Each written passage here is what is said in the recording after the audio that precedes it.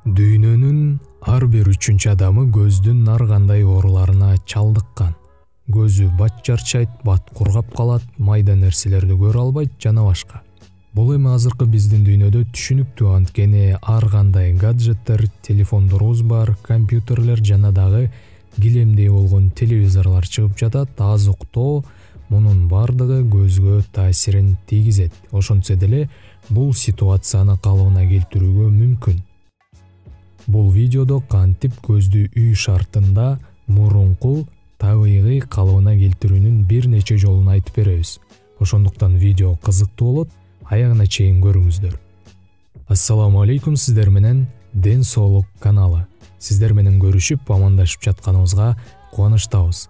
Сиздерге чоң рахмат, лайк басып, комментарий жазып турганыңыздарга, кээде комментарийлерди да окуп коюп туруңуз, анткени ал жака да кээде акылдуу адамдар акылдуу ой пикирлерин жазып калтырышат. Каналдан жаңы видеолорду өткөрүп жибербеш үчүн каналга жазылып, коңгуроону басып коюңуз, анда эмесе биз баштадык. Биринчи, эгерде көзүбүз кызарып, ооруп, талып, атышып жатса, биз өзүбүздүн көздөрүбүздү калыбына келтирүүнү кааласак, көзгө болгон нагрузканы азайтышыбыз керек. Анткени көздүн булчуңдары калган дененин булчуңдарына окшоп эле чарчайт. Көз чарчаган учурда ооруй баштайт. Эмнеден чарчайт десеңиз, бул ар кандай гаджеттерден, экрандардан, ките окуудан дагы чарчайт экен. Ооба, ките окуудан дагы. Эгерде көздү эс алтпай ките окуй берсек, бул учурда дагы ооруйт. Айрыкча транспортто баратканда ките окусак, анткени транспортто баратканда титирейт киши.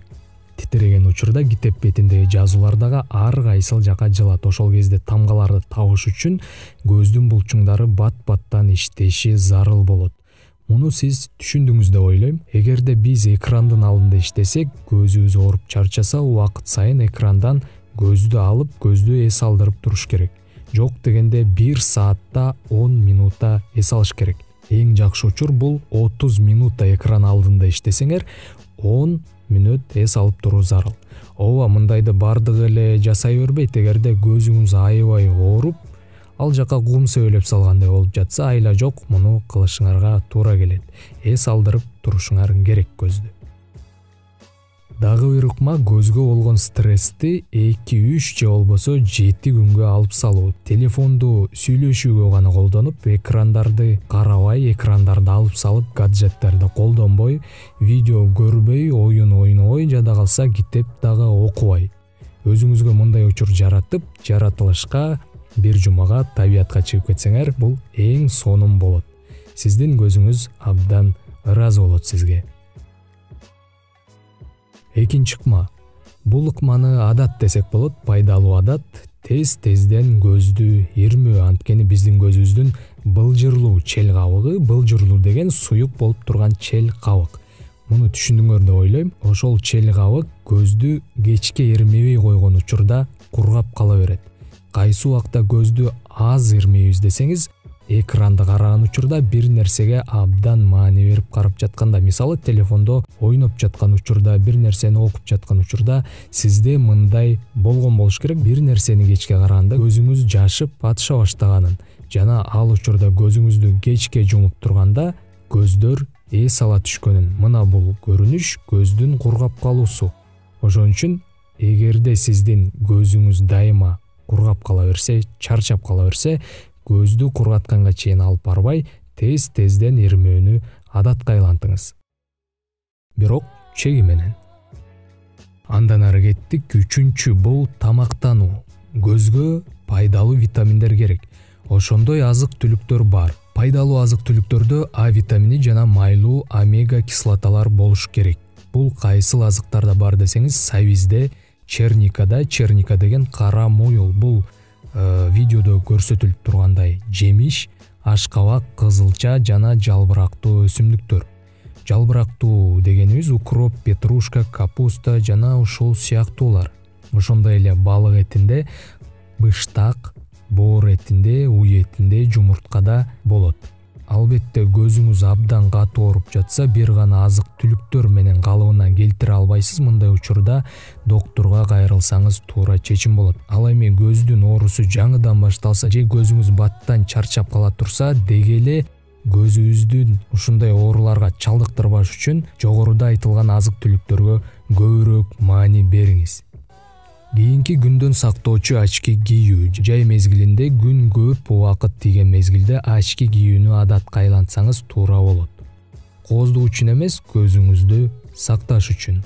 Анткени күндөн чыккан көп өлчөмдөгү ультрафиолеттик нурлар көзгө зыян. Кээ бириңиз айтышыңыз мүмкүн, мен жумуштарымды кылып алып, көлөкө же үйгө кирип кетем деп. Ооба, мынтсек деле болот, бирок жаш өткөн сайын булар чыга баштайт. Ачки кийбей койсо көз ооруйт деп айтпай элебиз, бирок ультрафиолеттик нурлардын көзгө болгон таасири жаш өткөндө байкалат. Бардыгыбыз билгендей, жаш өткөндө көз начарлайт. Ошон үчүн азыртадан жай мезгили келгенде ачки кийүүнү унутпаңыз.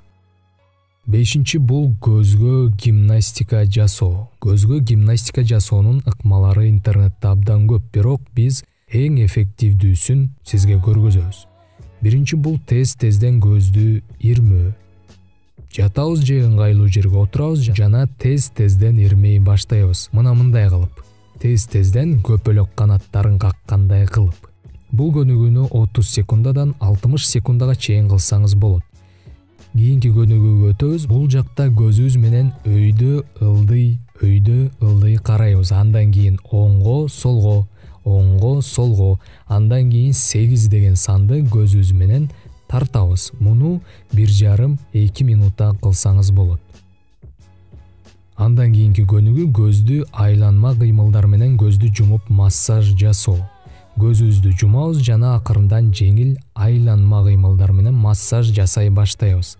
Кыймылдар абдан тез эмес, жайдан, сизге жагымдуу болуш керек. Бир жакты көздөй кылдык, эми экинчи жакты көздөй кылабыз. Кийинки көнүгүүгө өтөбүз. Бул көнүгүү жакындан алыска деп аталат. Бул көнүгүүнү кантип кыласыз? Бөлмөдө же терезенин маңдайына отурасыз жана сөөмөйүңүздү көздүн деңгээлине чейин көтөрөсүз жана сөөмөйүңүздү карайсыз. Сөөмөйүңүздү 3-4 секунд карагандан кийин сөөмөйүңүздү жылдырбай туруп терезенин ары жагын карайсыз. Терезе жок болсо бөлмөнүн аркы бурчун карайсыз. Кайра сөөмөйүңүздү карайсыз, кайра алыс жакты, кайра сөөмөйүңүздү, кайра алыс жакты. Ошентип алмак-салмак. Бул ыкманы сиз бир нече минутта жасасаңыз болот. Бир күндө жок дегенде 2-3 жолу. Айрыкча бул ыкмаларды ачки кийген адам көп жасаш керек, анткени убакыт өткөн сайын ачки тааган адамдын көзүнүн каптал булчуңдары күчүн жогото баштайт. Өзүңүз билгендей, ачкинин 2 капталы жабык. Бул учурда көздүн булчуңу эмес, моюн бурулуп калат. Ооба, бул ыкмалар дароо пайдасын тийгизбейт, бирок дайыма үзгүлтүккө учуратпай жасап турсаңыз, эффективдүүлүгүн көрсөтөт. Жеке эле көнүгүү гимнастикалар менен чектелбей, жогоруда айтылган азык-түлүктөрдү колдонууну унутпаңыз. 6-чы бул көп кыймылдоо. Спорт менен машыгуу. Эгер спорт менен машыкпасаңыз, жок дегенде сейилдеп туруу зарыл. Дээрлик бардык офтальмологдор көп кыймылдоону сунушташат. Көп кыймылдаганда денедеги кан айлануу жакшы болот жана каныбызга көп кычкылтек жетет жана көзүбүз өз калыбына келүүсүнө жакшы эс алышына шарт түзөт. Эгерде жумушта компьютер менен иштесеңиз, жумуштан чыккандан кийин спорт менен машыгып же болбосо жөн гана чуркап келсеңиз, сиздин чарчап турган көздөр таптакыр башка абалда болуп калат. Бул учурда көзүңүз айлана чөйрөнү карап эс алат. 7-чи бул моюнду массаж жасоо. Моюндагы омуртка сөөктө эмес, дал моюндун этин массаж жасоо. Өзүнчө массаж жасаган кишиге барып жасатсаңыз болот, бирок кымбат болуп калат. Ошон үчүн өзүңүз отуруңуз жана моюнуңузду айланма кыймылдар менен массаж жасай баштаңыз. Бул массаж баш сөөктөгү кан айланууну жакшыртат жана көзгө таасири абдан чоң. Жеке эле көзгө эмес, мээге дагы пайда. Достор, эми сиз комментарийге жазып коюңуз. Көзүңүздүн абалы кандай? Бат чарчайбы, же атышабы, же кызарабы? Кандай учурларда көзүңүз ооруйт? Жана биздин башка видеолорубузду да көрүп коюп туруңуз. Ал видеолордон дагы сиз өзүңүзгө керектүү маалыматтарды жана кеңештерди аласыз. Достор, бул видео менен жакындарыңыз менен бөлүшүп коюңуз. Жакын адамдарыңызга дагы пайдасы тийсин. Чоң рахмат, видеону аягына чейин көрүп койгонуңуздарга. Кийинки видеодон жолугушканча ден соолукта болуңуз.